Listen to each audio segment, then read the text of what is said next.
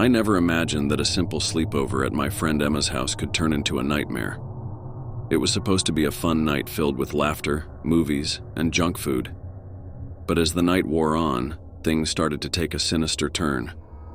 As dusk settled, I walked over to Emma's house, excited for the night ahead. Her parents greeted me warmly and then left for a dinner party, leaving us alone in the house. We wasted no time in setting up our sleeping bags in the living room, surrounded by snacks and a stack of horror movies. As darkness enveloped the house, we began our movie marathon. The eerie glow of the TV illuminated the room, casting strange shadows on the walls. With each passing hour, the house seemed to grow quieter, the only sound being our nervous laughter. Around midnight, as we watched a particularly terrifying movie, I felt a chill run down my spine. It was as if someone was watching us from the shadows. I shook off the feeling, attributing it to the creepy atmosphere of the movie. But then, things started to get weird. The lights began to flicker, casting the room into darkness for brief moments. Emma and I exchanged nervous glances, but we laughed it off, blaming it on old wiring. As the night progressed, strange noises echoed through the house. Creaks and groans seemed to come from every corner, making it impossible to focus on the movie. Emma suggested that we investigate, but I was hesitant. Something didn't feel right. Reluctantly, I agreed, and we crept through the darkened house, armed only with a flashlight. Every shadow seemed to leap out at us, and I couldn't shake the feeling that we were being watched. Suddenly, we heard a blood-curdling scream coming from upstairs. My heart pounded in my chest as we raced to the source of the sound. The hallway stretched out before us, shrouded in darkness. We called out for Emma's parents, but there was no response. With trembling hands, I pushed open the door to Emma's parents' bedroom. What we saw made my blood run cold.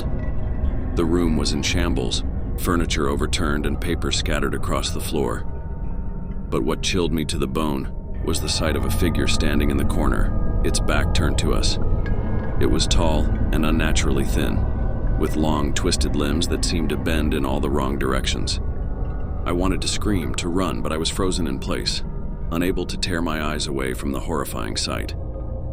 Emma grabbed my arm, her fingers digging into my skin as she whispered, "We have to get out of here."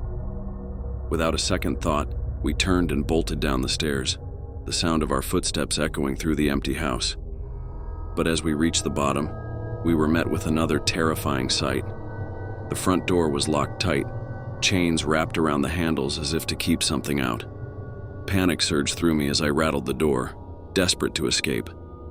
But no matter how hard we tried, it wouldn't budge. We were trapped.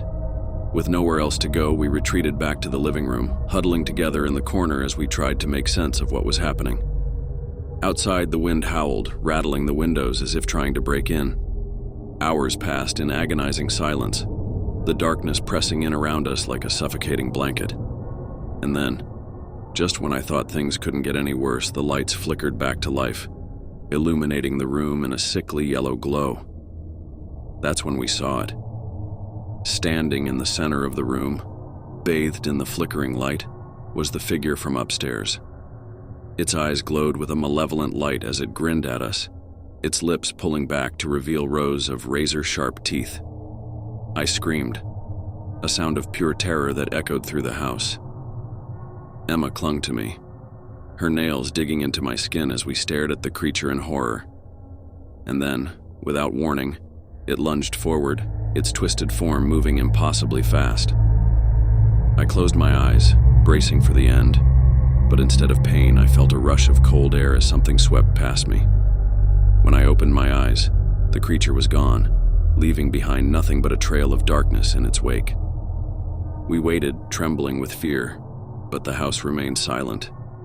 Eventually, the first light of dawn began to creep through the windows, chasing away the shadows that had haunted us all night. With trembling hands, we unlocked the front door and stumbled out into the daylight, our hearts still racing with fear. As we stood on the front porch, gasping for breath, I knew that we would never forget the horrors that had unfolded in Emma's house that night. And though we tried to convince ourselves that it was just a bad dream, a part of me knew that the true nightmare had only just begun.